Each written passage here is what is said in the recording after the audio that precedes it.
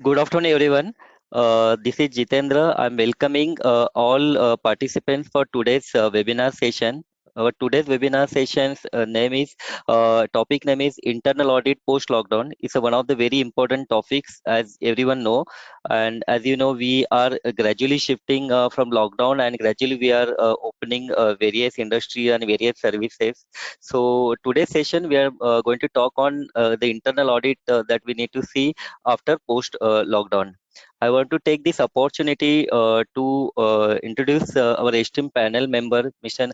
Nagesh Pinge sir, because he's going to lead this today's discussion. So, Mr. Nagesh Pinge, he's an independent director and chairman of audit committee of various companies like Goa Carbon Limited, Arvind Fashion Limited, MCX Clearing Corporate Limited. Earlier, he was heading internal audit and risk management function at Tata Motors Limited, JSW Group, Reliance Retail Limited, and ICICI Bank.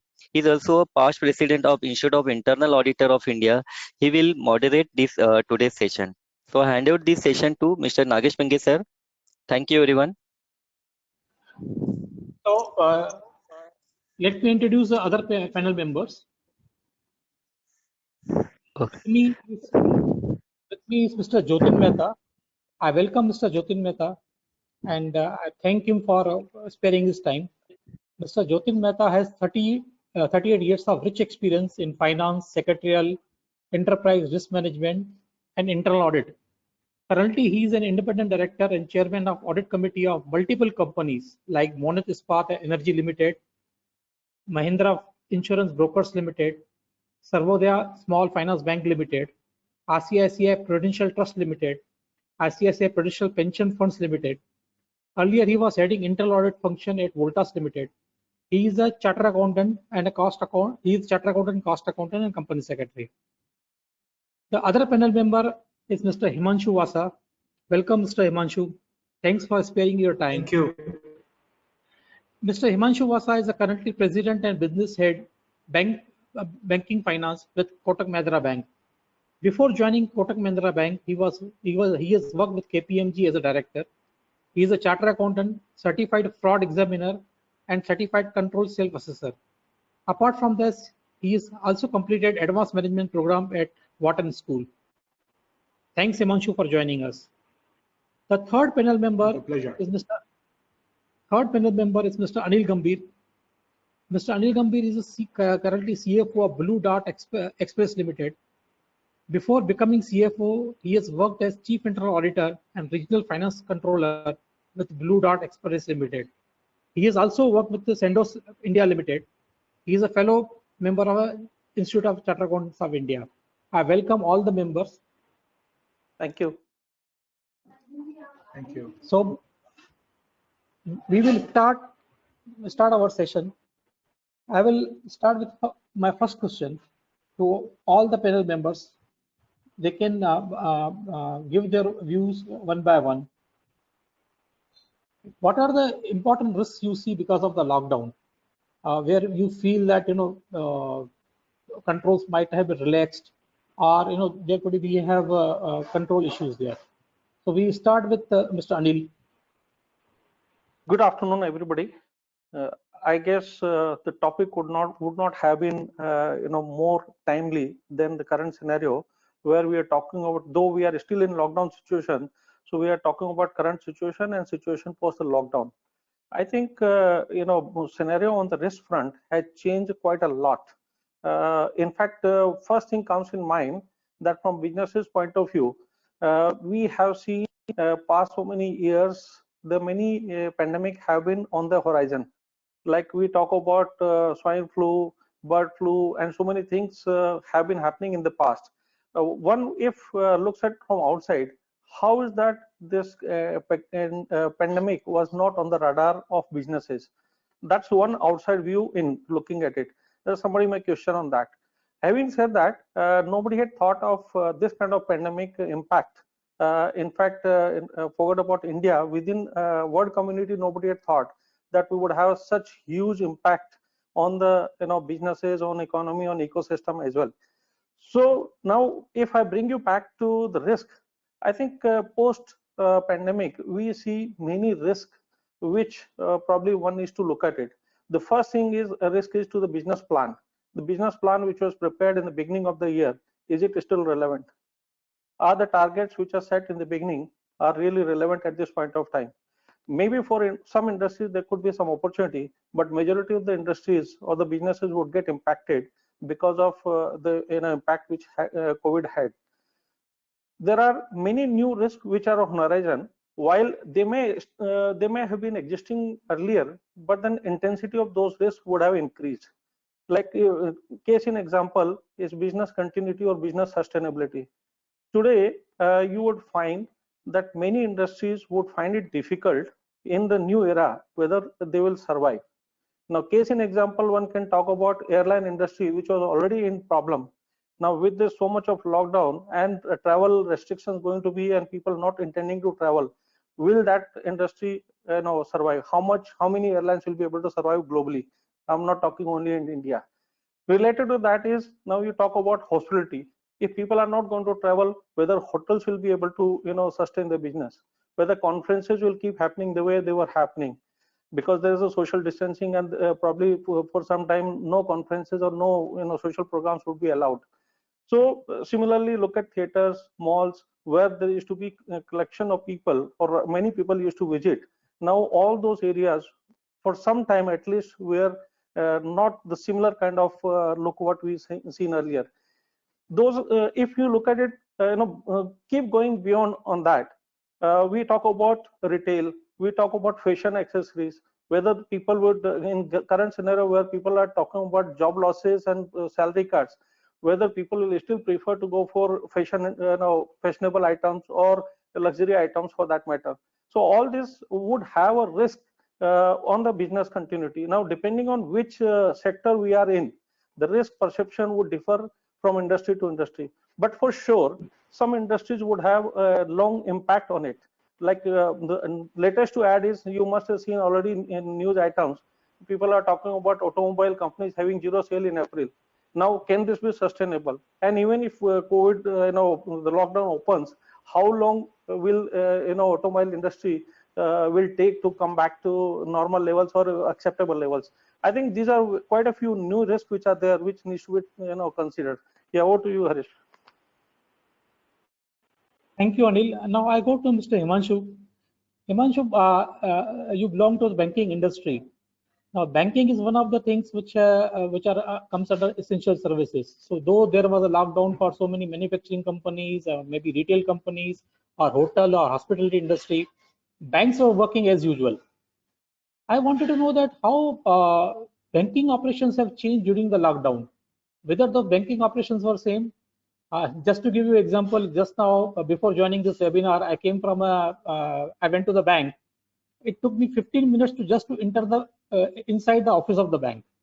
So I wanted to know that how the operations have changed. Sure. Thanks, Harish. At the outset, thanks to IIA for inviting me here, and to all those attending the webinar, a very good afternoon.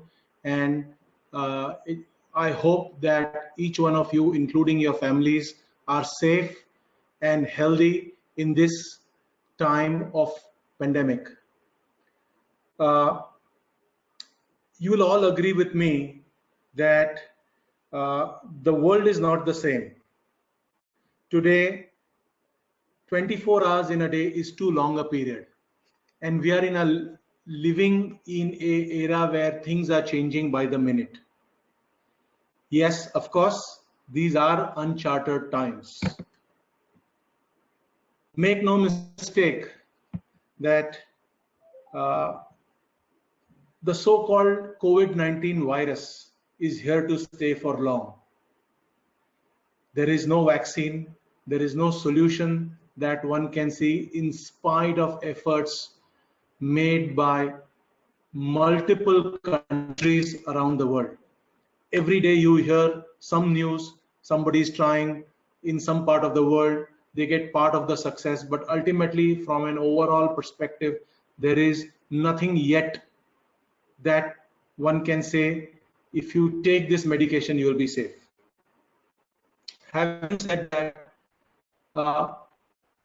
it is absolutely important that the citizens of the country remain safe. Any country, whether it's India, whether it's US, whether it's Switzerland, any part of the world. Having said that, to remain healthy, the government has taken actions of a lockdown. And this has the other effect of a exponential economic cost. Yeah, and it's important that one understands that this has a exponential economic cost. Now, coming to banking very specifically, all of us are aware that banks have been classified as essential services, and therefore all the banks across the length and breadth of the country remained open at some point in time, obviously subject to the state government regulations, where in certain districts or in certain areas branches were asked to shut down. But at some point in time, post-lockdown, every branch of every bank in any nook and corner has remained open. That's the first thing that one should know. Making sure that if the bank has to remain open in this COVID situation, the health and safety of not only the employees working, but also those visiting is of absolute importance. Yeah, and we need to make sure that people remain disinfected. There is social distancing maintained.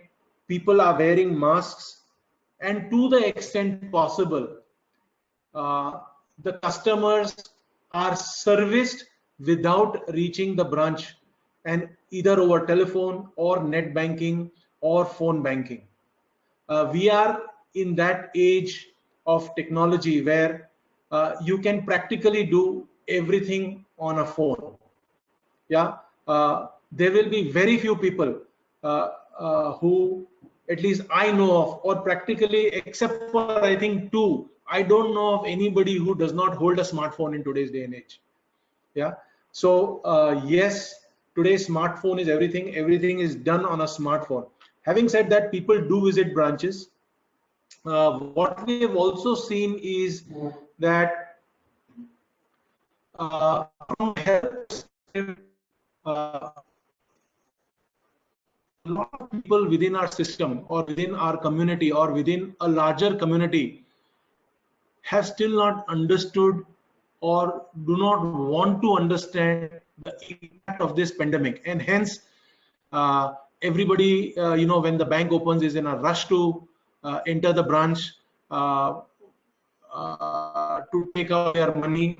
They don't maintain social distancing. So one of the big challenges that we are facing at branches is to make sure that whenever customers visit, not only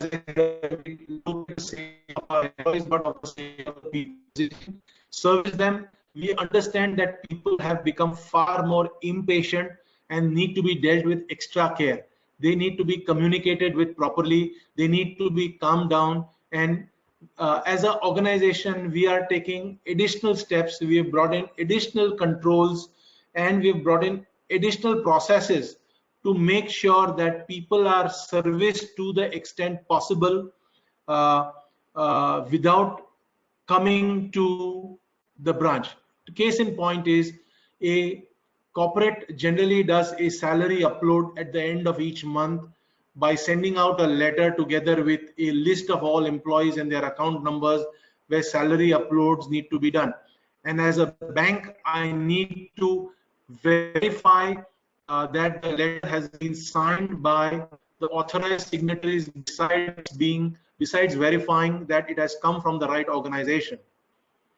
So if I don't receive a letter because A, the letterhead is not available, B, the rubber stamp is not available, C, the authorized signatories, one may be, if you are in Mumbai, one may be in Kafparade, while the other one will be in Borivali, while the organization may be located somewhere in Thane. So how are you going to coordinate that? So yes, we have allowed the authorized signatories to send out emails using their official email ID, which is recorded on the bank, confirming that yes, the information that is sent out is genuinely by them, topped up with a callback to make sure that we are talking to the right people and we are getting the right confirmations, and then uploading salaries of employees. Now think about a situation where a bank will not be able to upload salaries. Should we stick to our normal process of getting signature on the letterhead of an organization? The second most challenging thing is you know customers who have taken loans. All of us understand that businesses have stopped, and therefore rotations of money is not happening, whether it is at business level, small, medium, large, whatever you may call it. And therefore a lot of customers are unable to pay their contracted liability on account of loans that they have taken. Needless to add, RBI has come up with various measures in terms of giving deferment, moratorium, etc., etc. But the question that arises is, what? Fine, all of this is good for 3 months, 6 months, but what will happen when the businesses restart? Are they going to have the ability to repay immediately and prevent themselves from calling an NPA? What is also important to note is that while the regulators have given moratorium for paying principal and loans, the interest meter does not stop ticking. The interest continues to be charged. Yeah. The third thing is this has to be looked at in context of the banking system. Today, the banking system has a loan portfolio of about 100 lakh crores. 100 lakh crores is the total advances given by the banking system. Now, I don't know what the loss ratio is going to be on account of that. But in the past, historically, we have seen the banking sector going up to 8-9%. But let's take, it's anyone's guess, anything between conservatively 3-4% to going up to 10-15%. Now, with the bank capital at 12 lakh crores, one can think of the implications if the percentages of loan loss increase on the sector itself. Okay. The fourth and the fifth thing are actually all connected. You are seeing revenue compressions at the bank. Trades are not happening, therefore transactions are not happening, and therefore bank not get the revenue. RBI has come up with lots of dispensations. So from a customer perspective, while it's good, from an institution perspective, it may not be very healthy. People are not buying new assets, therefore lending is not happening, and therefore there may be surplus liquidity. You don't know what to do with surplus. At best, you may keep it with RBI in its repo, which is fetching probably 2.5%, 3.5%. And I can go on and on and on with various things that are happening in the financial services sector. Suffice to say that a lot of people are working normal business from their home, so it is work for home for a lot of us, and therefore given the reliance of the banking sector on technology, the business continuity and the risk of frauds is suddenly gaining a huge importance in the larger scheme of risk management. And one has to be very paranoid about this, for given the fact that if something goes wrong, the entire bank can be swiped away if there are ethical hackers who can hack into your systems. And more importantly, the banks are entrusted with the job of trusting monies of thousands and thousands of its customers. And hence, most of the banks are paranoid about its BCP working properly, technology functioning at its 100%, probably I would just say short of 99.99% downtime, and protecting the money to make sure that systems are not hacked. There is enough and more I can say. I have said enough and more.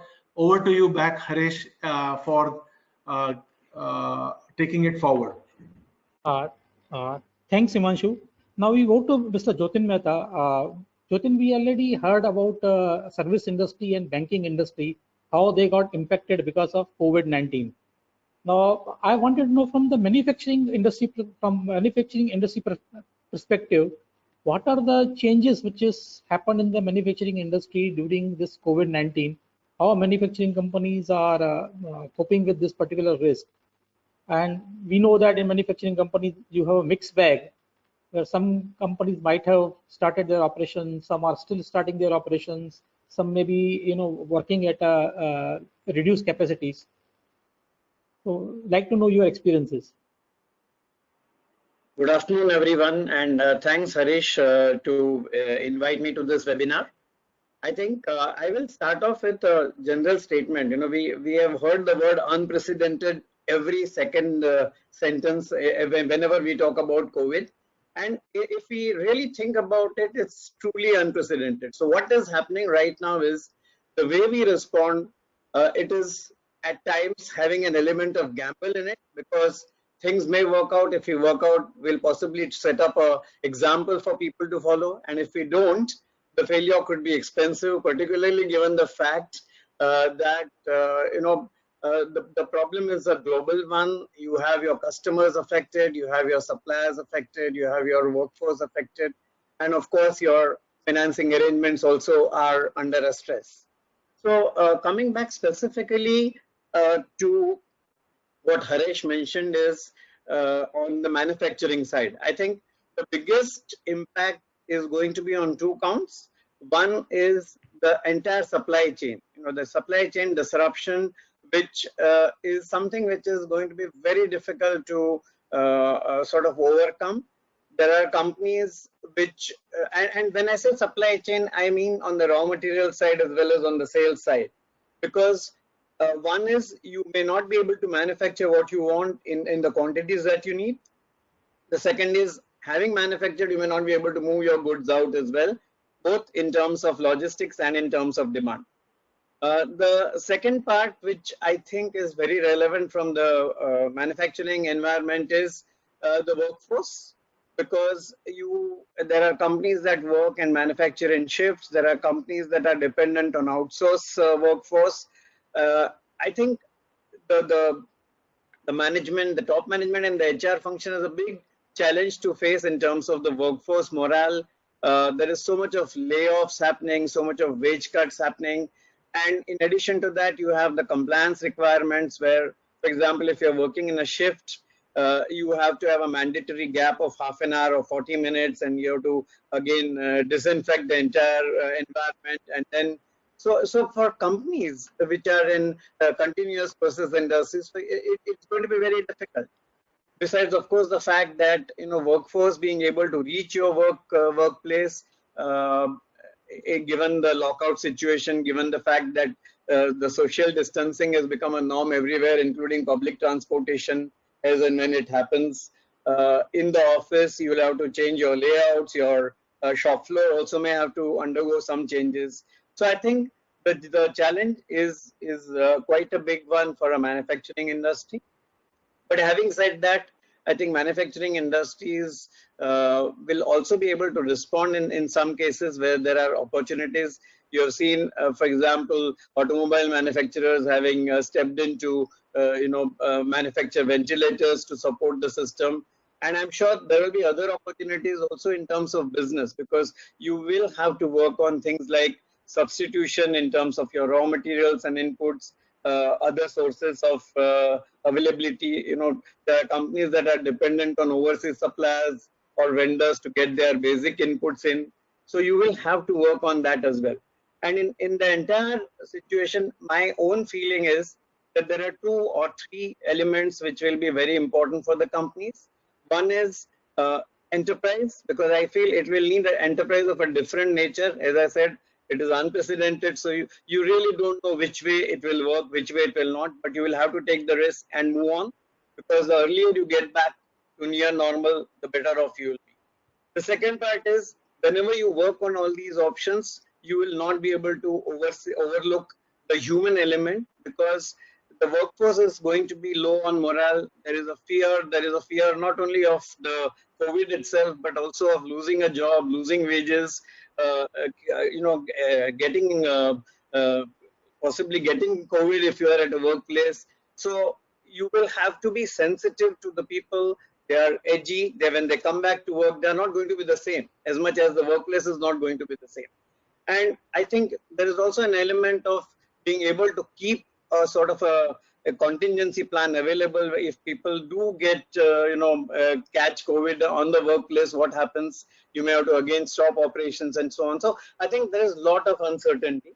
And the last part will be the agility in which manufacturing organizations particularly will have to react.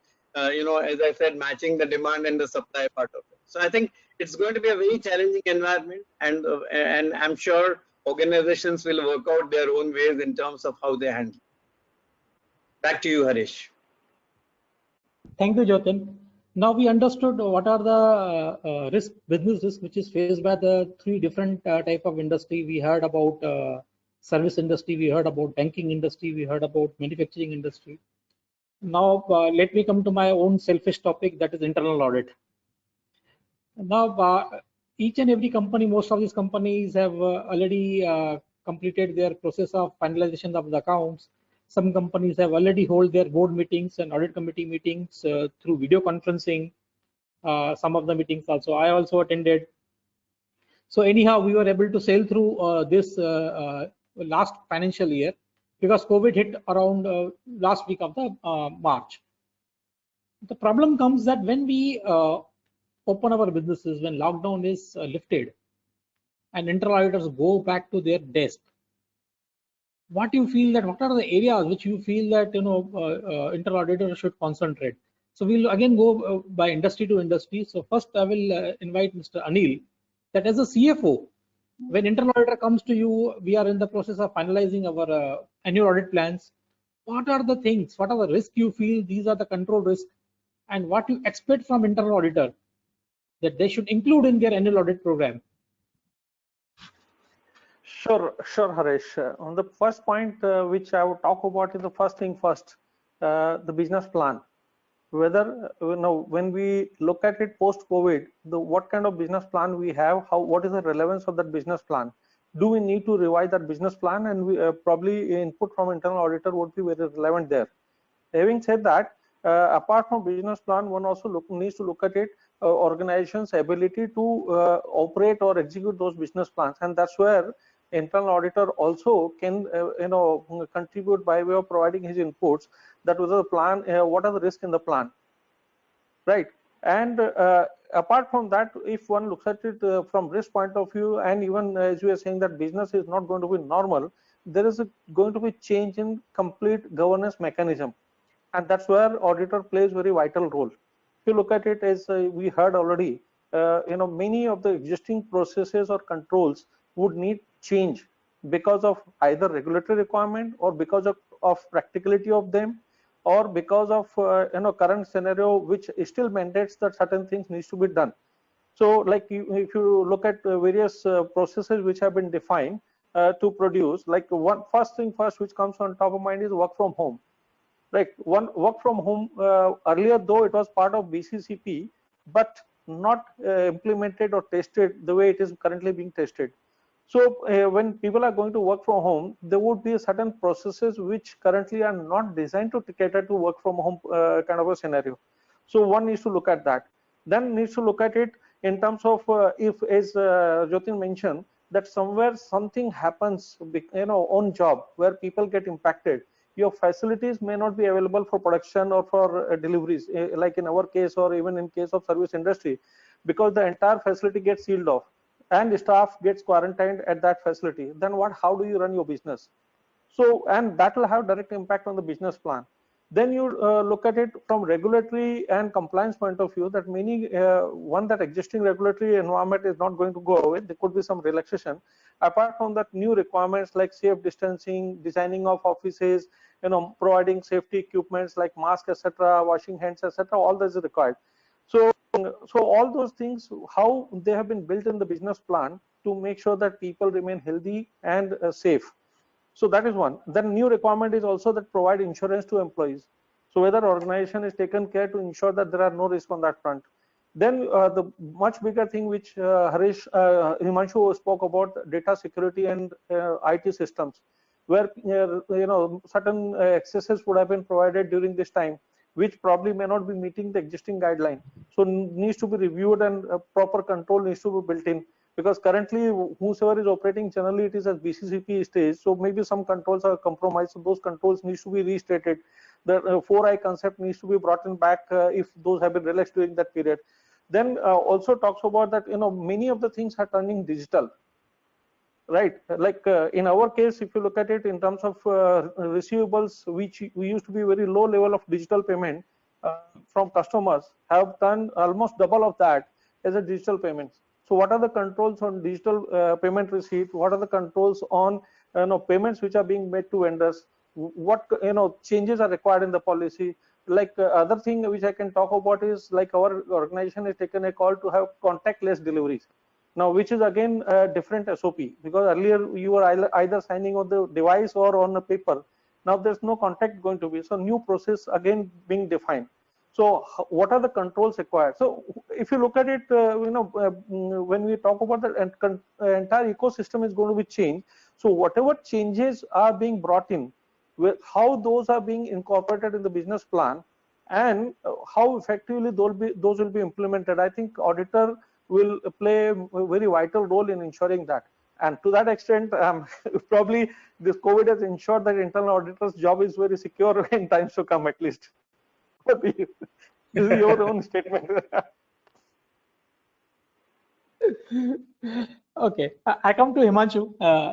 Himanshu, regarding this banking industry, you already spoken about data security and data theft, cyber security. These are the important risks which needs to be covered.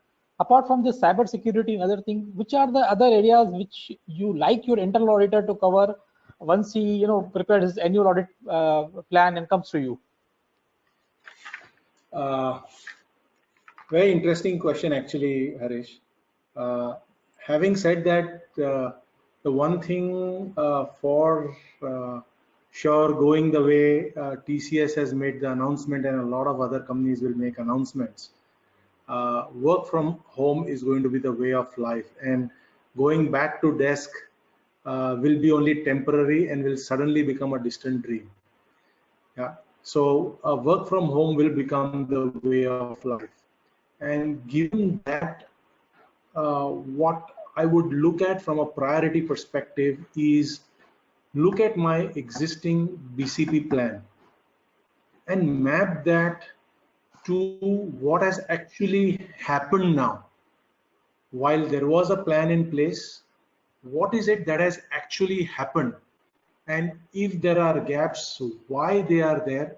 And can we plug that soon enough to make sure that if this has to go live once again, I'm not for a moment saying that it is not live, but if it has to go live with far more intensity, it has to go in a far smoother manner, taking care of all the gaps that were noticed.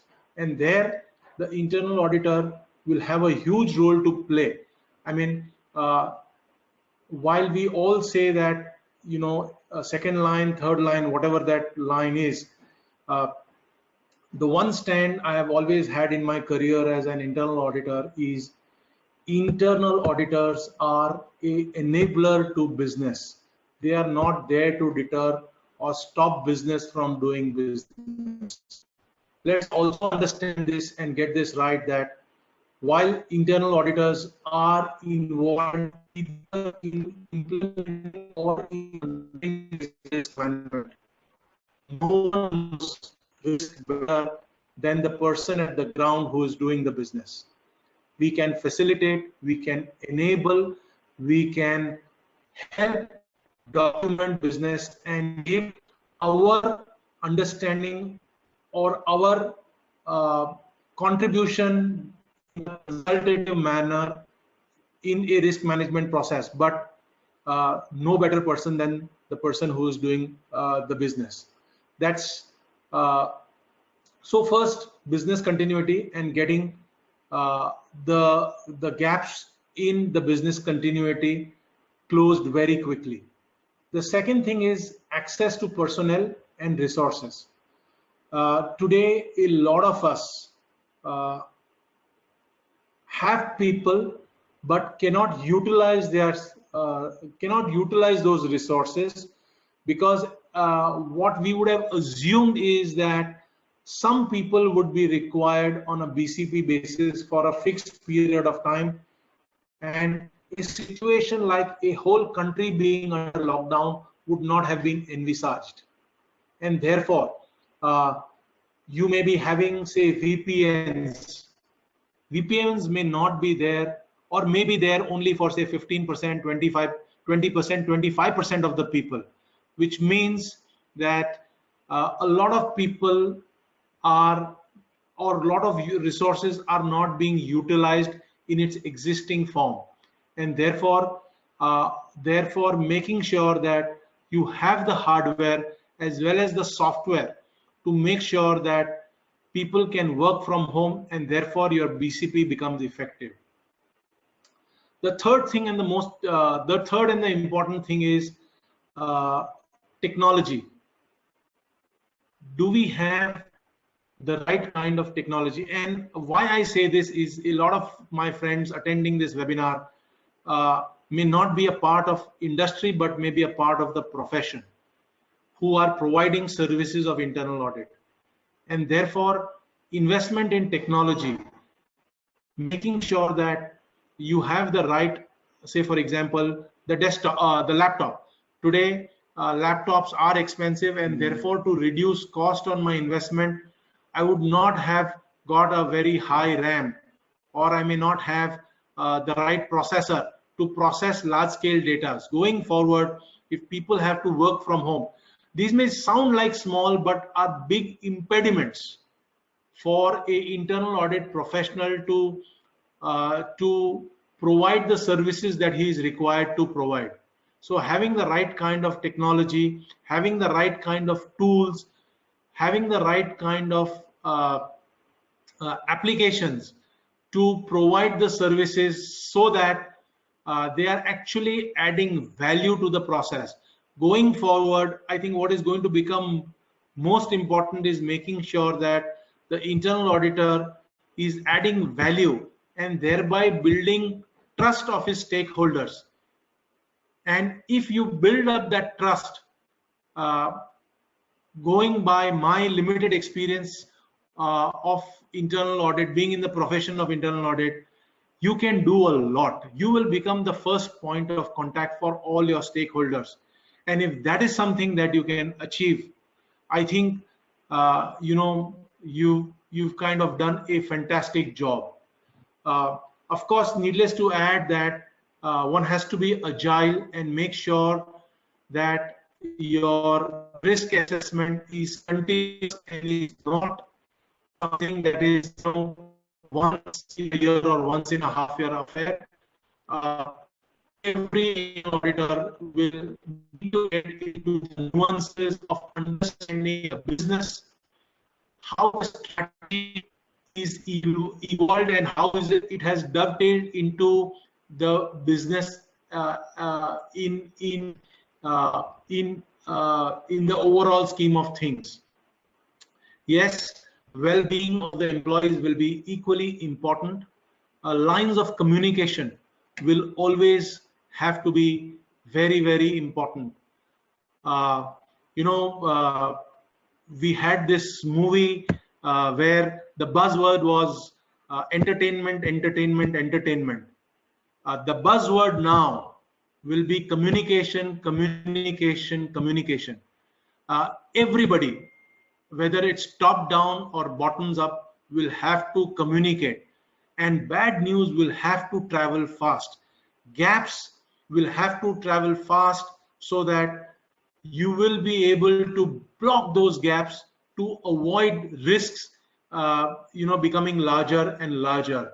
And therefore communication, and that too effective communication, will be of absolute importance. I have said enough about frauds and IT security. That will again be of primary importance. Also, the internal auditors will have to focus on the results that are derived out of the projects that they are doing. The count is going to be immaterial. What is going to be important is how impactful you are as an internal auditor, how much value you have added, and therefore focus should be on adding value and not on ticking the box.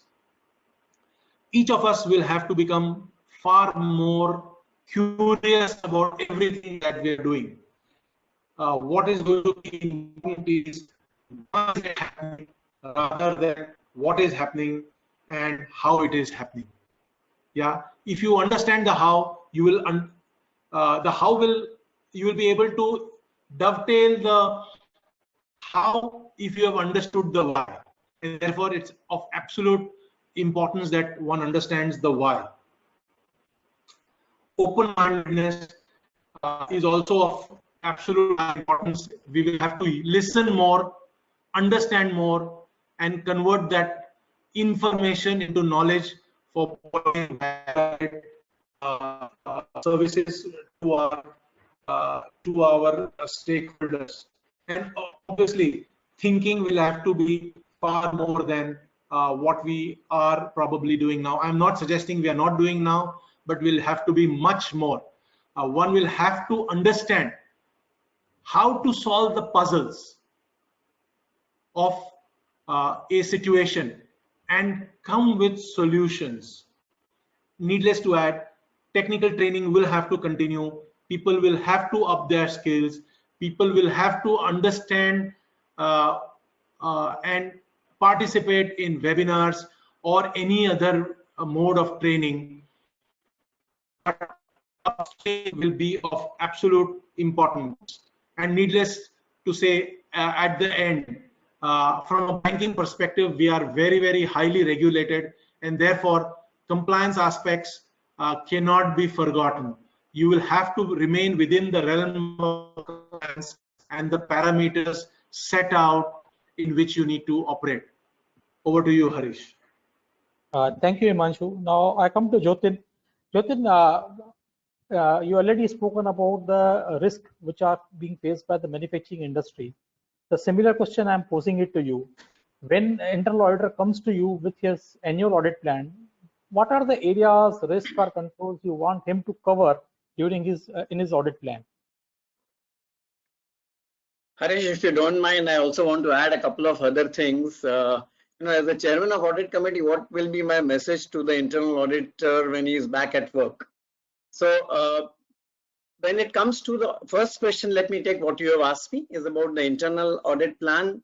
And to some extent that will get mixed up with what I'm going to talk about the second part as well. You see, one of the biggest things that has happened is that a lot of workarounds have happened in our processes to meet the requirements of this lockdown.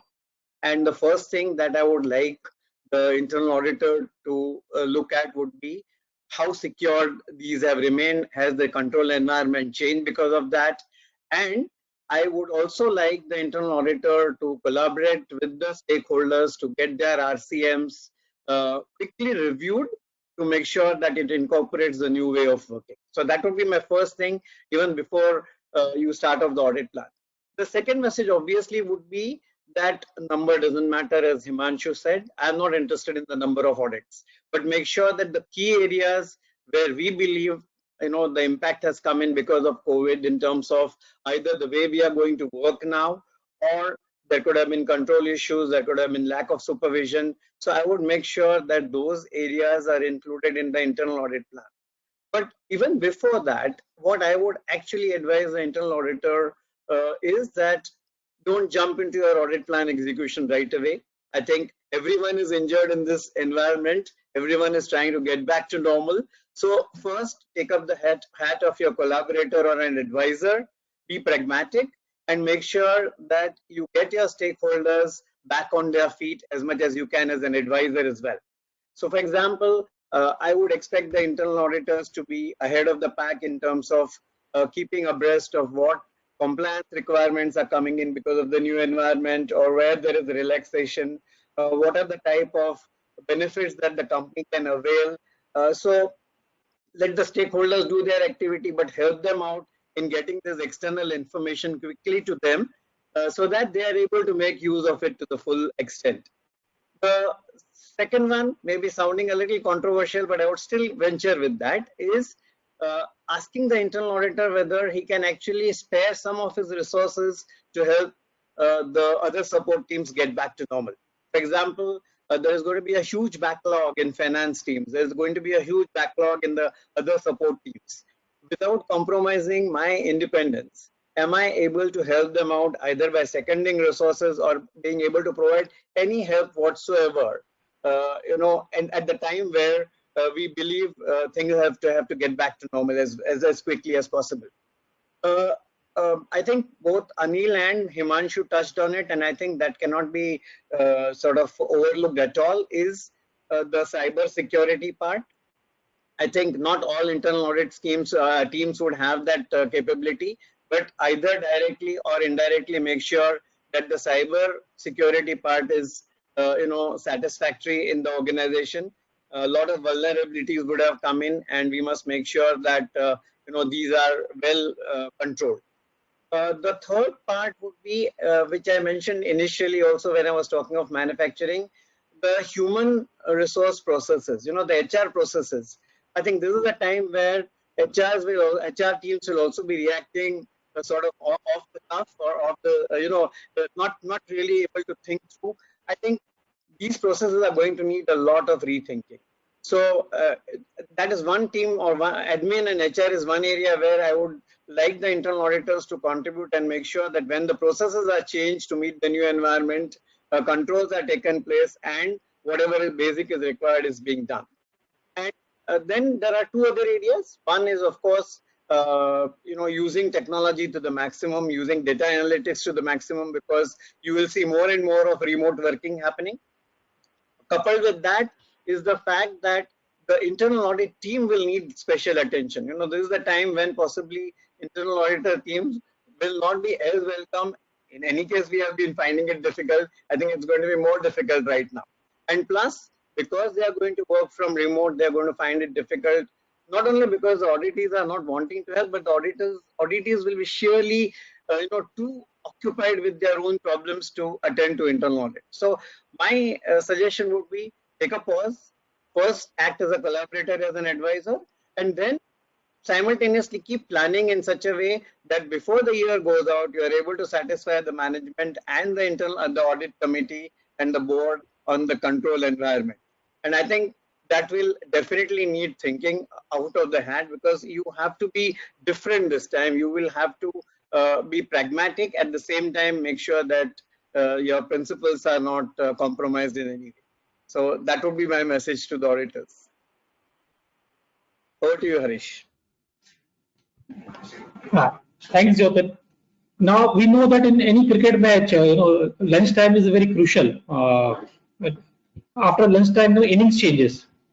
So this time we caught hold to a few, because you also have worked as a in capacity of internal auditor. Now innings changes. Now I will pose you a question, and I will ask you that how internal auditor will perform his functions. We listen to you, as your customer of the internal auditors, and you have given us your expectations. Now I am asking you a question, as an internal auditor, and you are already had had this role. How can I give assurance to the management? Just think of that. I'm working in a manufacturing company, or maybe working in a banking industry. I cannot go regularly to the manufacturing location. I cannot go regularly to the branch for doing a physical verification or getting some interaction and data. Okay, apart from that, some of the people of our team may be working from home. Apart from completing our original audit plan, now you have an extra new risk which is coming because of COVID. How internal auditor will cope with that? So first we start with Jotin. Well, I must say because I have completely forgotten my internal audit days where I used to work as an internal auditor. But that's in a lighter vein. I think what I mentioned earlier is also important, that this is the time when we'll have to see our priorities. First is, do we need to do everything that we were doing? You know, as a cost accountant, I always remember we used to have something called value engineering, which we were doing in manufacturing. You know, you get into the detail of every small bit and see whether value and cost are matching. So the same thing is going to happen in case of internal auditors. Your bandwidth is going to be limited. You have to now look at prioritization in a very serious way. And I think no one will be able to argue that the next 12 months to 18 months, the assurance requirement is more going to be around whatever has changed in terms of your processes in the control environment. So I think the first focus of the internal auditors will have to be on that. Having said that, yes, there will be constraints. You will not be able to travel that often. You will not be able to put your teams everywhere. Not everyone will have a team, which is sort of spread over the country or the region. So you will have to depend to an extent on remote working and, as I said, data analytics. So there are areas where things like physical verification of inventory, obviously that's one area where you will have to either depend on a local party or a local firm or a local representative. It could be a finance representative whom you can depend on, and then use your own checks and balances in terms of how do you make sure that the control environment has remained intact. But yes, it's going to be challenging, because on one hand you have to meet the requirements and the expectations of the management and audit committee on controls, and you have to also manage your teams, and it's not going to be easy. It's going to be a hard time, and I think this is the best time for us to really relook at the ways we do our internal audits. And I can vouch, having been on both the sides, as an auditee, as an auditor, and also as an audit committee, I'm sure there is a lot of scope for removing the fat in our work. So I'm sure we will then become lean and efficient as well as internal auditors. I don't know whether I've addressed your question fully, Harish. No. Yes. And now I go to Himanshu. Normally we know that in the banking industry, because of the regulations and other things, there's a big team of internal auditors are there. And normally they visit very often to the branches. They have a audit program. In the normal conditions, they have audit program, how many branches to cover, at what frequency, various processes to be checked. Now, in the change in environment and other thing, if suppose you are an internal auditor, how you will cope up with this? Well, a good question, Harish. And I have given this internal audit business more than 5 years ago, but let me make an attempt. Okay. See, the good part of banking is there is heavy reliance on technology, and everything operates on systems. Given the volume and the reach that the bank would want on account of its branches. So depending upon the bank, you will be present in at least those many locations, states, and therefore to that extent, everybody is on technology. Also the good part of it is that we are now on a central banking platform, and no longer it is a situation where you have a P&L and balance sheet of a branch. While you have all of that, everything is centralized. So from a database perspective, everything is available centrally at the data center. Obviously, there will be a DR website and all of that. In that situation, I, as an internal auditor, would, from a business perspective, first look at two large areas. One is the IT, the second is treasury, and the third is the entire risk department per se. Because in a banking situation, you are expected to have a risk department, and within the risk department you will have various risks that are being looked at, whether it's credit risk, whether it is market risk, whether it is liquidity risk, and at all.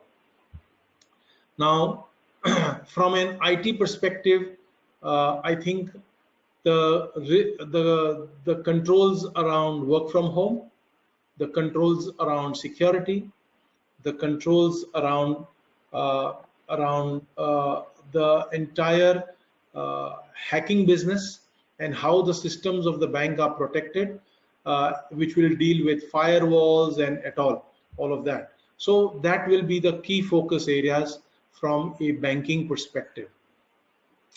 Now, when it comes to treasury, uh, uh, why is treasury so important? Like in a human being, the heart is very critical to a human being, and everybody makes sure that the heart is working normally. The treasury is nothing but the heart of a bank. Yeah. While branches will garner deposits, and lend money, there is one centralized unit which is the heart, which monitors the business of banking, which is, all the money comes in needs to be deployed, and if there is shortfall,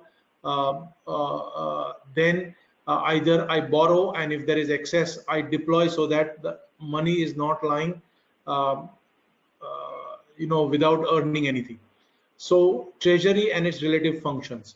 Now, in treasury, there is a regulatory requirement of having concurrent audit, and in the current space, the concurrent auditors are also or may not be functioning, given that they are unable to visit the bank, and therefore a internal auditor will have to step in to make sure that there are compensating controls that are being implemented.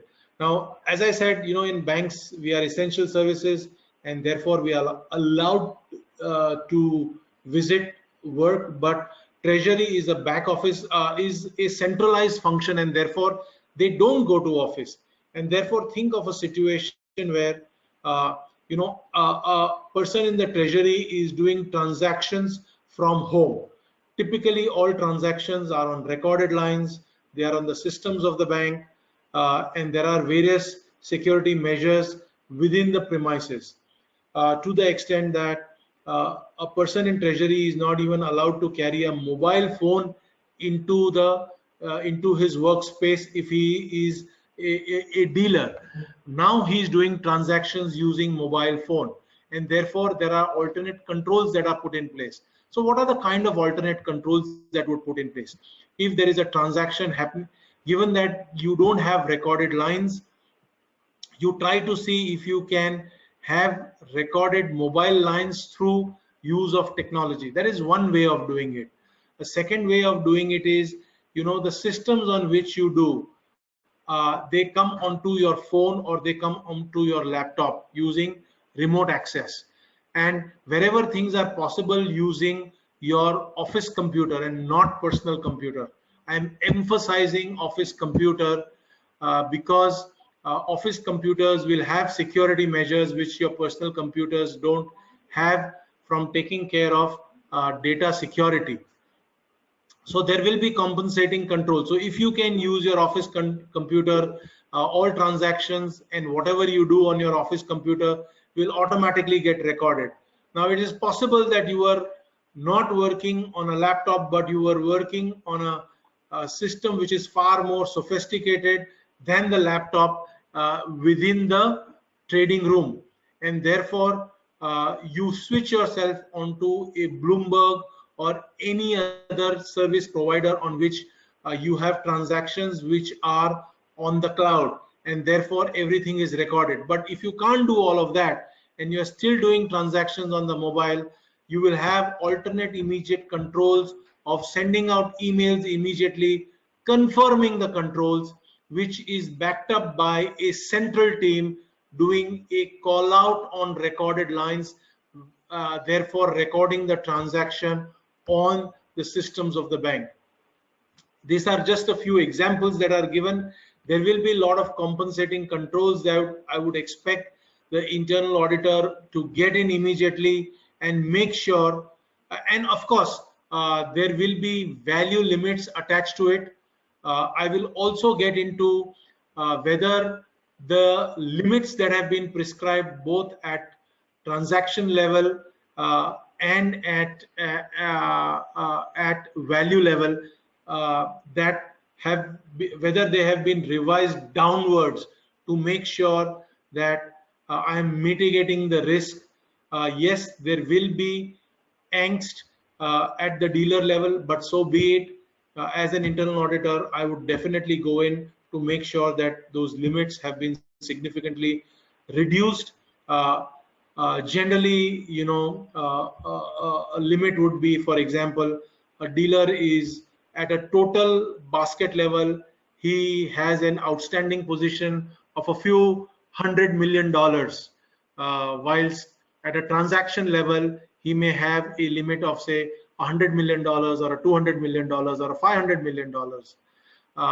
Whether if he does not have the wherewithal to do those transactions using the systems of the organization and is doing over a telephone, then is it significantly reduced to say a $50 million if he has a limit of $500 million? That is reducing it to 10% and then doing in multiples of $50 million. So I am only giving examples depending upon the bank, depending upon the seniority of the dealer, depending upon whether he's a junior dealer, a senior dealer, whether he's a supervisor or he's the super boss or the head of treasury, limits will differ, and therefore whether limits have been reviewed. More importantly, the back office mechanism of confirmations of those transactions, because while a dealer may do a transactions, the settlement is done by back office independent of the front office, and yes, the middle office making sure that the transactions are at market rate at the rates that were live at that point in time. Okay, this is a complex business, looks very simple at the back end when it comes to managing money, and you're managing crores and crores of rupees of people and of the organization. One mistake can bring down the bank, and therefore it's very, very important that you control all of this. The third thing is from the risk department perspective, how agile that has been. Are there records of various revision, or is there the way we have a risk register, is there a register of controls that have been relaxed or there are operating, or there are register of controls that have been, for which there have been alternates that have kicked in? Yeah, that is from an operating risk perspective. From a market risk perspective and liquidity risk perspective, from a liquidity perspective, have you got lines approved? Have you utilized them? If you have not utilized them, at least make an attempt to utilize those limits to make sure that they are available to you at a point in time. Yeah, and therefore the asset liability committee of the organization itself would have played a very reasonable role. Internal auditor needs to understand what is the role that they have played, to understand what is the risk that has been perceived, and then depending upon every organization, the discomfort or the comfort of the asset liability committee, the audit committee, and all of that. And Jotin will be able to add more to this, given that he sits on a number of boards. At least from my perspective, I can tell you the boards have become far more vigilant. If they were meeting probably once in 3 months, they are now at least having calls practically every week. And I can tell you within the banking sphere, and I can wage an attempt to talk on behalf of both my other panelists, that they are working far more number of hours than they were used to working in the normal world. If they were working 14 hours, they are working 18 hours. They were not working on Saturday, Sunday. They are working Saturday, Sunday. They have informed their teams that they are available 24/7 to meet any needs. And there is far more effectiveness, and there is far more vigor with which they are working. I am sure that Jotin is asking far more difficult questions, and is wanting to be on top of everything as a director to make sure that he is performing his duty in his fiduciary capacity as the director of an organization where the shareholders have bestowed trust in him. Yeah, so yes, these are trying times for everybody, not only for the internal auditors, but for every stakeholder in the organization. Over to you, Harish. Thank you, Manshu. Now I come back to Anil. Anil, I will put you in a time machine and take you back when you were internal auditor. Now just think that when you are internal auditor and this type of situation has come, how you will function, how your department will function, considering that the constraints on the traveling, constraints on the other things, how you will give assurance to the management. Thank you, Harish. I think a lot of perspectives shared by my co-panelists Jutin and Himanshu. I would only say one thing. We all know change. One thing is permanent, which is change, and change requires agility. Agility, which was so far buzzword in IT system only, for IT department only, has to move out and has to be available or has to be used by every function in the company, be it finance or be it HR or be it internal audit. Having said that, I think the plans have to be agile, which has to take into account what situation we are in. If we talk about the audit to be carried out, I think the first thing first in this point, in this scenario, one would look at it that if managing risk is more important in the given scenario, I think prioritization would happen for that. Now, risk to business plan could be one. Risk for regulatory compliance could be another one, which generally is hygiene, but then could be challenging at this point of time. Then after that, there would be combination of approach.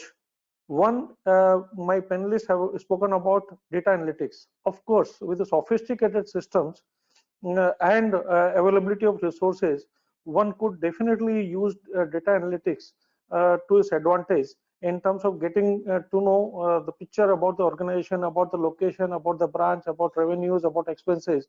That helps a lot. You may not be able to travel, as you mentioned that the team may not be able to travel, team may not have required attention from the stakeholders. But then if you have central system from where you can draw out data and work on it, and only in exceptional scenarios if you need to contact your stakeholders, obviously that will help in getting good amount of comfort. Apart from that, I think it will be mixed approach. It will be collaborative approach, collaborative and local outsourcing, either to people within company or maybe outside help. All these combinations will have to be used judiciously by internal auditor to make sure that what is expected of him to deliver some kind of I would not say certification, but comfort to both to management and audit committee that things are working normally. Now there would be challenge, yeah, definitely there would be challenge, but prioritization should ensure that at least material areas have been addressed and comfort has been derived by using any of the combination of the approaches which we talked about, so that organization and the management feels that yes, audit is able to help in such times also to provide comfort to the team. Over to you. Thank you, Anil. And I come to the Jotin. Jotin, on one hand, work of internal auditors has increased during this year because of the new risk, with the due respect to the prioritization of the work. But the fact is that your number of audits and other things have, the work of internal auditors has increased. That's on the one side. On the other side, all the companies are looking into reducing the cost in each and every sphere, whether it's a admin cost, whether it's a raw material cost, whether it's a logistics cost, including cost of the fixed cost, which includes also internal audit cost. So on one hand, our work has increased. On other hand, there is a cost pressures. So definitely it will be difficult for any internal auditor to get more resources or more budget from their companies. In such scenario, what are the tips you like to give to internal auditor? How they can increase their productivity? How can they increase their effectiveness so that they are able to meet the expectations of audit committees? Thanks, Harish. I think that's a topic which is very close to my heart even before this crisis came in. But before I start with your question, let me just confirm what Himanshu just mentioned.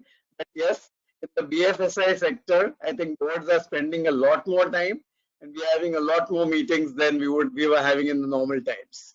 So yes, you all are making us work more. Coming to your question, Harish, I think see. As a part of an organization, and I think today there is not a single organization that's not going to cut back on your costs and defer your costs and so on. So I think we are all in it together. I think at every level, at every department, the only criticality will be areas like energy for the organization or raw materials where I don't know how much there is going to be a challenge. But coming to the internal audit team, I think there are 3 or 4 things which I have always advocated, and I think it will be much more relevant now. One is, do we need to be religiously, adhering to everything that we do in internal audit, or can we do internal audit in a different way? Classic example: internal audit report and the executive summary, and then what you present to the audit committee. These 3 things are different, but you make sure that what is relevant is reaching the audit committee, what is relevant is a part of your executive summary and it goes to the management, and then of course you have your audit report. So if I were to start, and I think I'm talking a very operational part, but I think that is relevant because you mentioned about tips. Can you do your audit in a shorter time?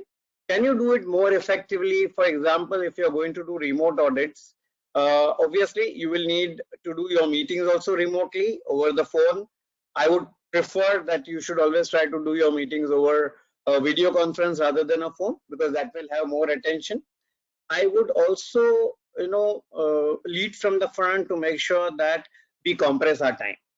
In a way, remote working is already going to save all your travel budget. I mean, not all, but significant part of your travel budget. So some cost saving is going to come that way. But more importantly, I would put money where I will get more sort of returns in technology. For example, there are many companies where internal auditor teams, when they were asking for laptops, they were being questioned that why do you need a laptop for the internal audit guys? Others are more of a priority. I think that goes out of the window now. Whatever level it is, your guys are going to work with your laptops. You're going to have your software.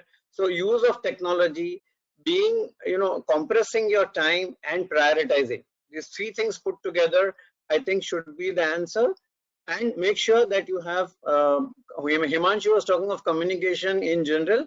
I'm talking as an internal auditor, make sure that you communicate adequately to all your stakeholders, that you are doing things to work differently, and keep on conveying and feeding them with results and updates as to how it is working. But yes, as a part of the team, as a part of the organization, we'll all have to put our shoulder together and cut down on costs, and also help the auditees get their normal business going. So you have to then do your ABC analysis of your audit plan, cut out, and all that, of course, in the consultation with management and the audit committee. But I'm sure everyone is sensitive to this. People know what is important. People know what is, and from our side as internal auditors, I think we have to make sure that we do it in a crisp way. And for example, I have seen organizations where an audit report to finalize can take 3 or 4 cycles. I think those days, those luxuries are not there. So complete, do it right 90%, you're fine. Because I just read somewhere, in fact, this morning, that if you become a victim of perfection, then you actually become under efficient. So you should be able to know that in today's world, when agility is going to be the most important part, and getting back on your feet is important, I think you will have to not worry about being 100% right. Even if you're 90% right, I think everyone appreciates. So cut down on your time, deploy your resources more effectively, use your budget saved on travel, on technology, and make sure that you communicate with your stakeholders and update them on the results. And so you can do your course correction as you go along. But yes, I don't envy the role of internal auditors in this situation, having been one myself. Thanks, Jyotin. I come to the Himanshu. Mr. Jyotin just talk about the use of technology by internal auditors.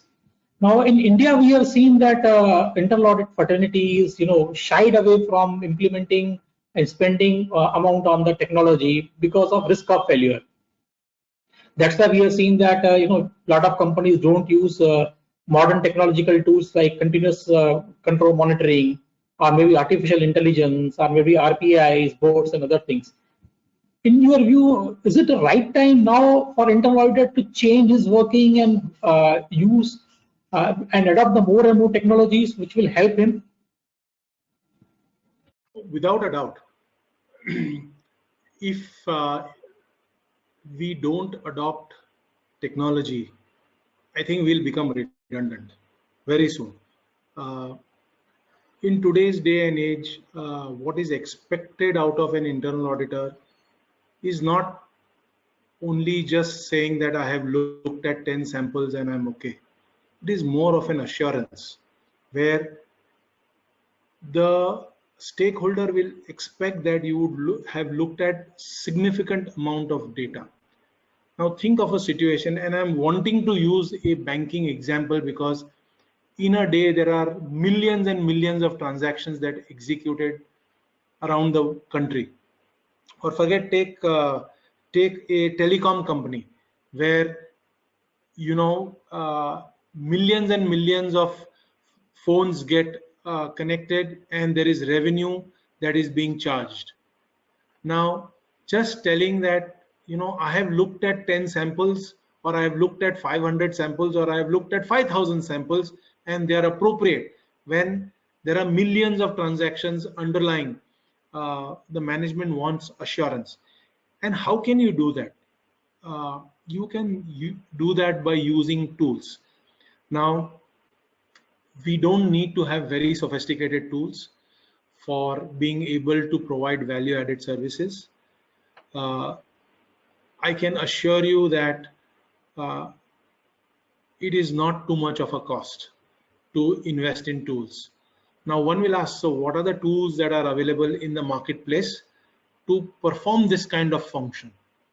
So, depending upon the size of the database, your Excel will be itself a good tool. The latest version of Excel has a lot of more facilities inbuilt into them. Then you have tools like ACL and IIA, where I think while there may be some limitation to the number of rows and columns, and I may be outdated on this fact, I know for a fact in ACL and IIA there is unlimited number of transactions can be processed, and they can be processed at a far faster speed than what you can do in Excel. I mean, this is my understanding. I may be completely wrong on facts, and I'll be happy to be corrected, but it is my understanding that both IIA and ACL are tools which can perform functions at a far greater speed with unlimited amount of underlying data. And the touch and feel, I have used IIA a couple of years ago, and the touch and feel is like of a Excel. This can be used more when you are doing repetitive jobs on a large database. Yeah, I don't claim to be an expert on this, but there are enough experts available within the internal audit fraternity in this area who I would recommend that IIA have a webinar for with these tool providers. Then also, if you are very clear about the objective that you are trying to achieve on the database, you can use the help of your respective companies' technology teams or your client's technology team to write down queries and extract data. In today's age, also the buzzword is cloud. So there are tools available on the cloud which can be utilized so long as the company for whom you are providing services to allows you to migrate that application which is there on the cloud to your database. So yes, there are a lot of tools and techniques available. It is imperative that you choose the right tool or the technique to your need or your client's need. But saying that I will not use tools and technology, I don't think is going to work any longer for the profession. So yes, use of tool and technology is of absolute importance. And if I remember it right, on the global IIA website, there is a paper available on various tools and technologies an internal auditor can use, and it also has a draft presentation which internal auditors can use to present it to the audit committee to get approvals on the benefits and how you can do cost benefit analysis of the tools that you need to acquire. So yes, all the resources are available on the IIA website on the advantages and gains that you can derive out of using some of these tools, and the underlying material that is required to present to the audit committee to get you budgetary approvals. Thank you, Himanshu. Now come back to Anil. Anil, any views on use of technology by the internal auditors? Do you feel now it is right time? Maybe this crisis has given us presented as a situation where we now need to go and use technology far more better way. Thank you, Harish.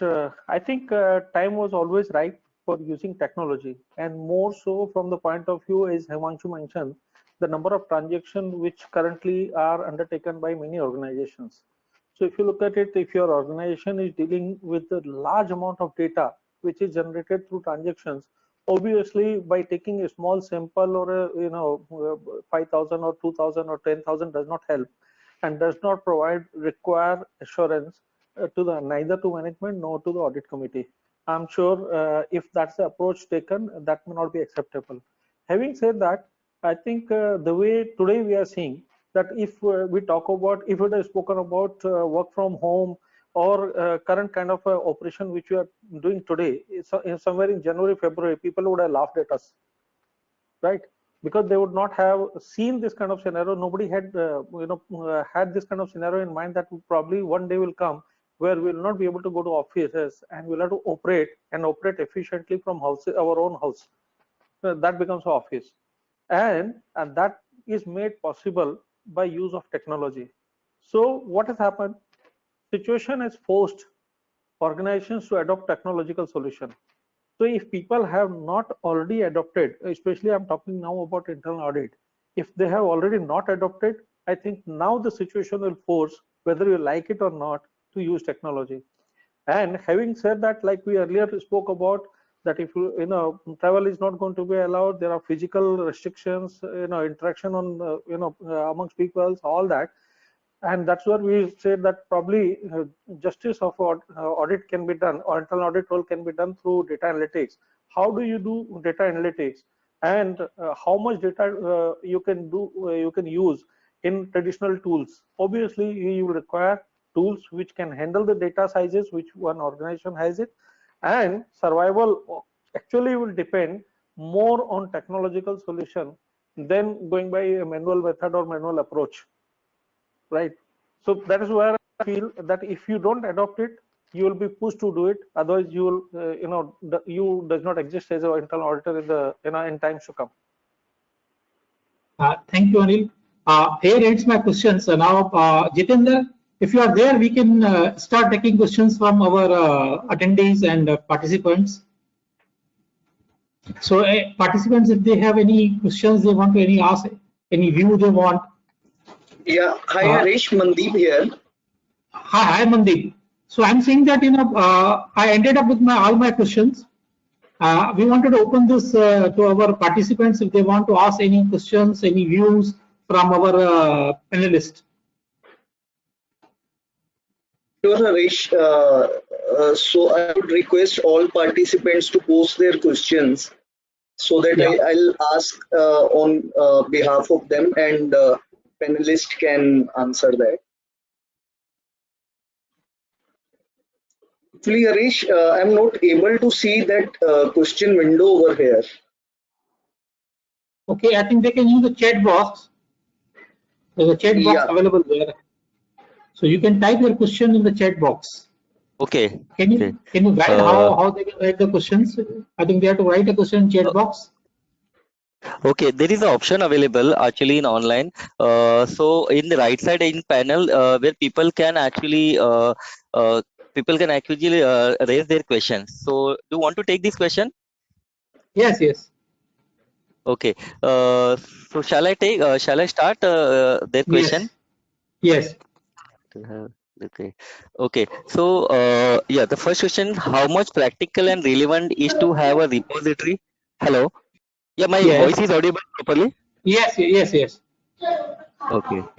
Okay. So how much practical and relevant is to have a repository of changes and deviation to SOP that has been allowed during BCP or COVID times made across the enterprise for those to be tested as a deep fake check.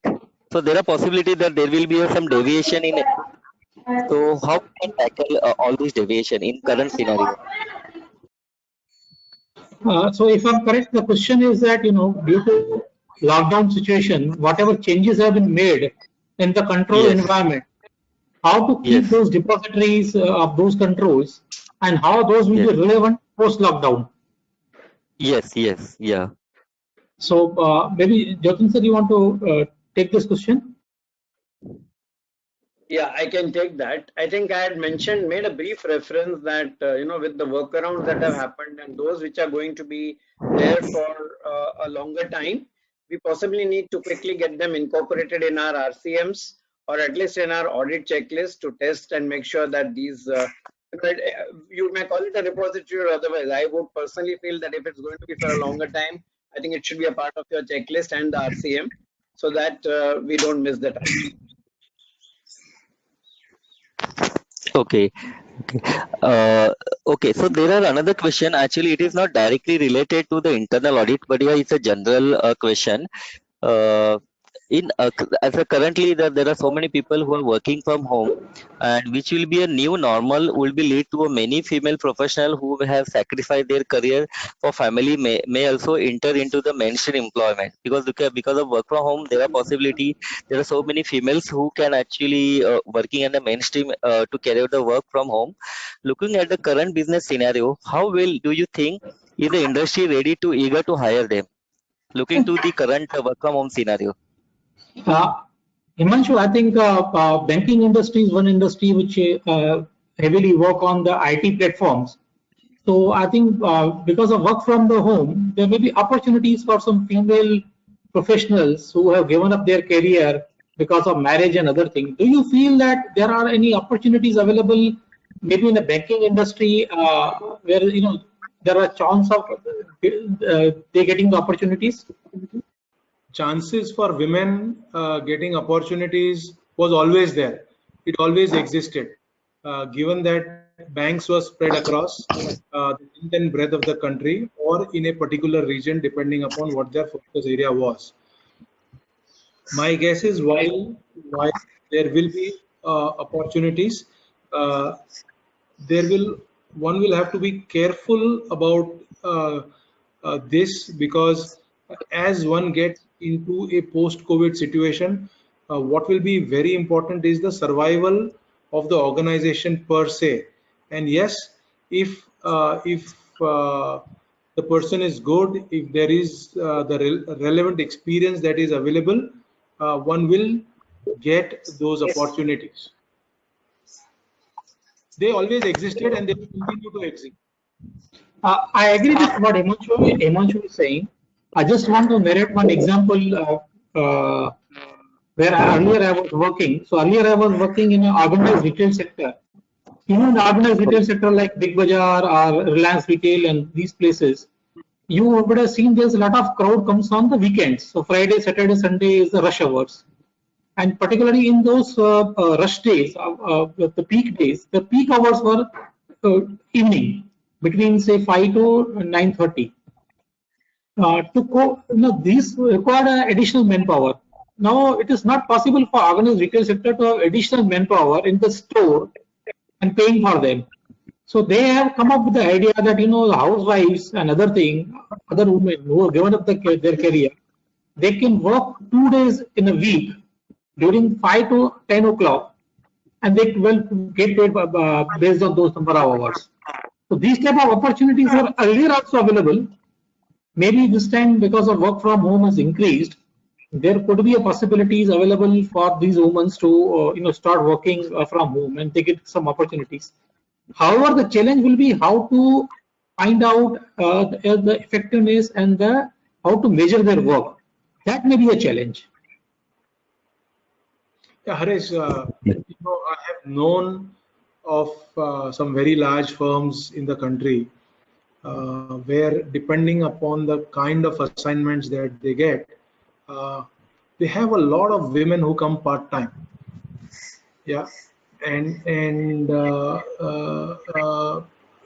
not only do they come part-time, but they also uh, work from home during other hours depending upon their convenience. So they may probably come twice a week, get hold of all the work that is required to be done, or they are accessible on phone. Do remember that work from home means you are available to the other person 24/7. Yeah, all of us.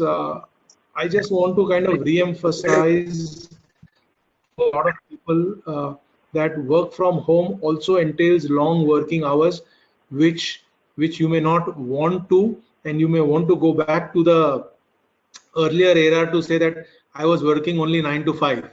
If someone was working 9 to 5, now as I had mentioned earlier. So yes, there are both advantages and disadvantages of work from home.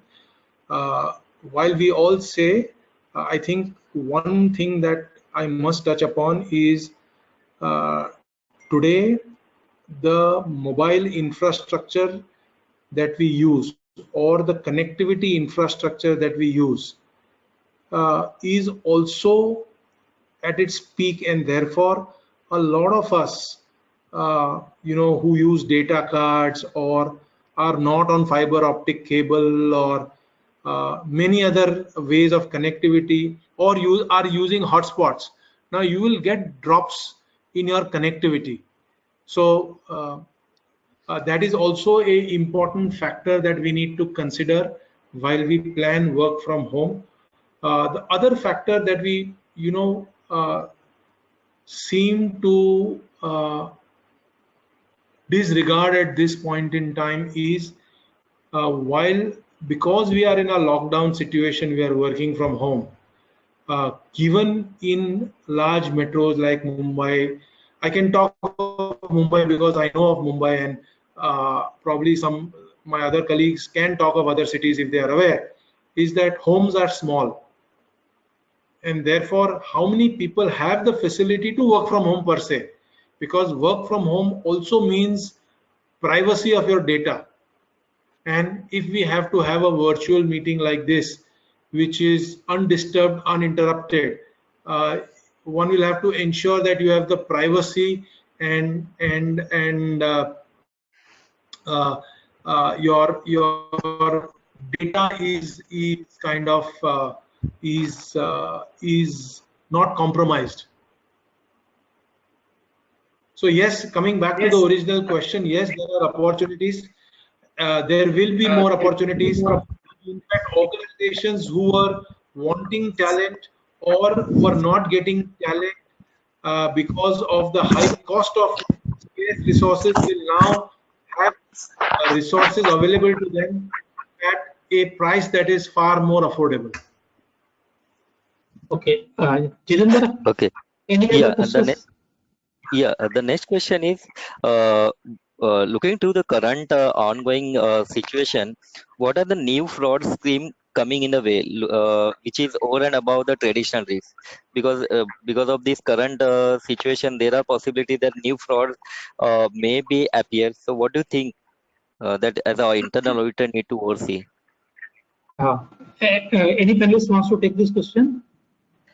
Yeah, I will talk about it. See what is happening of late, since now there's a remote working and connectivity through cyber system.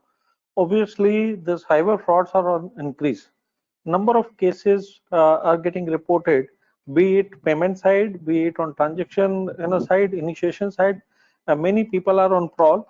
They are, in fact, some of them are using, taking away data by way of sending links, saying that you can see particular either movies or hear songs, or also saying that this is a COVID, update. You can get it from here, or somebody saying you can get faster service, somebody saying you can get discounted service. Click on the link, and providing information and data either related to their personal data or related to their bank account, credit card account, etc., etc., and also following up over phone, saying that yes, we can give you this service provided you make this small payment, which will give you out of turn service. The many such things are happening. I think people need to be guarding against that, which is a fraud, because while on the face of it you may pay a small amount, once data is with them, they can misuse the data and take away the entire money what is there in the account, or whatever limits are there in the credit card. So be very, very careful about any of the link which you open when it comes to you. Unless until you know that link is from reliable source, you know the person, you should not open any link in mobile or even in the mail. There are huge risks which currently being faced by globally by many companies and many individuals. What do you? I just want to narrate the practical example which happened. Now everybody is relying on the email communication with the suppliers and customers because the physical meetings are becoming very difficult. Now the fraud which has increased is that you are receiving mails from some of the vendors saying that they have changed their bank account number. What is very difficult that if somebody's email is hacked, or you have an email ID which looks similar to a vendor's email ID. Maybe there may be one spelling here and there, and they will send you a mail saying that now our bank account has changed. This is our new bank account. Henceforth, please make the online payment for our supplies to this new bank account. When you transfer the money, then you find out those vendors there is the email which was received by you is a fake email. So this type of fraud has now increased. Earlier it was there, but it is now increased because of this lockdown situation.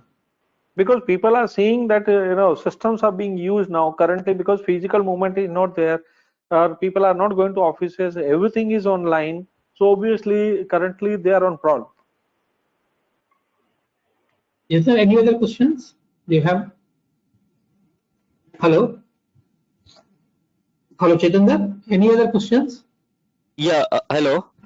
Yes. Hello. Yeah, there is another question is there. Kindly advise on top 3 priority areas of audit by internal auditor during this lockdown, so as to give a higher assurance on their various stakeholders. What do you think the 3 priority risk areas? Jyotin sir, can you take this question, please?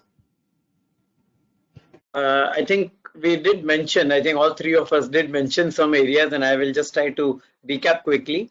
One is all around your, IT security, because that's one area where you will need to be very focused.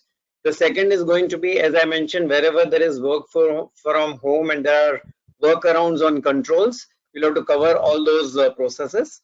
And the third, which I think all of us, including Himanshu and Anil, also dwelt on, that our robustness of the BCP, and BCP from all aspects. I think these three I would rate as the top priorities. Okay. I think okay. Yeah, Chintan, any other questions are there, or we close, because we thought we will take 5 questions. So 4 Okay, we have so taken. okay, so I'll take a last question. In your opinion, do you as per your opinion, do you think that auditors will be willing to spend time with the auditor in resolving the audit queries, given that the auditor will be busy with getting a business set up, and he want to smoothen his business processes? So in this current scenario, does auditor willing to give a time to the auditor? What do you think? How we can actually? take this the current situation? I think Jyotin has raised the question. So I will go to first Jyotin, then maybe Himanshu, because we will have two different industries here. Haresh is using this opportunity to put question, cross question, what Jatin asked during audit committee, is now turning it around. So Harish, let me just That say exactly two things. Yeah, sorry. Role I said reversal. the problem that they are talking about is not something which is new. I've never found auditors so willing to discuss audit issues anyway. And that's again in a lighter vein. I'm sorry about that. But coming to specifically, I think this is the sort of a mindset that internal auditors seem to have, that auditors will not cooperate. Auditors, for a minute, just step into the shoes of the auditors and see their priorities and organizational priorities. So my suggestion is that make sure before you go to the auditors for a discussion that you have only 3 or 4 good points where the auditor will be concerned. If you go with a laundry list of your issues, like things like vouchers missing, approvals not obtained, and so on, then obviously don't expect the auditors to spend time on that, especially in these crises. But I think you have to be very particular in what work you have done. Make sure, and I'm now serious, I'm not saying it in a right way. I think we have to be very clear that yes, auditors will be preoccupied in getting back to normal, and that's the organizational priority, that's the national priority. But I think we, as internal auditors, we have to show that the intent, the questions that we need to discuss are really relevant and meet the organizational goal. And I think, and I'm sure auditors will be discuss. That's my. Himanshu, any views on that? You also spoke about value addition. Maybe that may be a mantra to get attention of auditors. You have to be a business partner of the business head. Okay. If you have built that trust, if you have understood the business, and if you have demonstrated your understanding of the business, forget the auditor going to the auditee asking time. It will be the auditee who will seek auditor's time to get value inputs. Yeah, so it's absolutely important that you build that trust. As I had said earlier, you build that trust, demonstrate that you are thinking strategic, or demonstrate that you are willing to be a partner, demonstrate that you are willing to learn from the business guys, and then give your valuable suggestions. I am sure the auditee is going to call up the auditor and say, I want your inputs on this. If you have not done it so far, you can always make a new beginning. As a lot of us received lots of messages to say, if you haven't called up friends in a long time, do so now. This is your chance, and all of that. There is so much of social media penetration on that. Translate that into your relationship with your auditees, and you will see wonders. If it is not happening, it will start happening. Give it time. Couldn't And agree just more with. let auditors give that courtesy call to the auditee. I hope things are okay with you. I hope the business is doing fine. What are the kind of issues that you are facing? Can I be of any help to you? Be proactive, and don't wait for the to go to an audit and find out mistakes. Be a proactive internal auditor. Show compassion to your business guys. Behave like a partner and be a partner in the real sense of the word. See the respect that the internal auditor will command, and see the respect and the response that the internal auditor will get from the business. This is a chance to make a new beginning. So let's collectively, as internal auditors, make that beginning if it's not already made. See how passionate Himanshu is about making sure that you become a business partner. See the kind of conviction he's coming with in terms of talking. But having said that, I could not have agreed more with Himanshu. Have substance in your talk. What you want to talk, definitely you will get hearing from the business. So you're saying that when you call auditee, So first you ask that, how are you, whether you are safe, doing well, and other things. Instead of starting first thing that how you make this payment without a proper document. Rather than saying that, go with substance, that this is what is the solution I have. We as internal auditors put ourselves into the shoes of that guy. Under what circumstances he has done this, under what pressure he has done it. I will give you a classic example. I can say as an internal auditor that you ought not to have made this payment because the two signatures are not there. From a payment guy perspective, had he stuck to that stand, the electricity bill would not have been paid, and therefore the electricity company would have shut down the power, and therefore my IT data center would have shut down. Yes, batteries would have come in place, it would have worked for 8 hours. What after that? Today, no organization will have battery backup beyond 24 hours. Exactly. Once the electricity goes down, to restore that will take 3 days. Think about it. So, we have to be compassionate. We have to understand the circumstances and the situation in which the person has acted.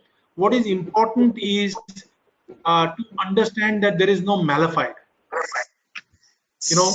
Intentions are generally very good. Yes, I'm not taking away the fact that there could be malified, but put yourself in that situation and what decision you would have taken. If putting hand to heart, you would have taken that decision, my guess is what that person has done is right. And somewhere, all of us are human beings. We all do things in the larger interest of the organization that we service, because we believe that we are an internal and integral part of that organization.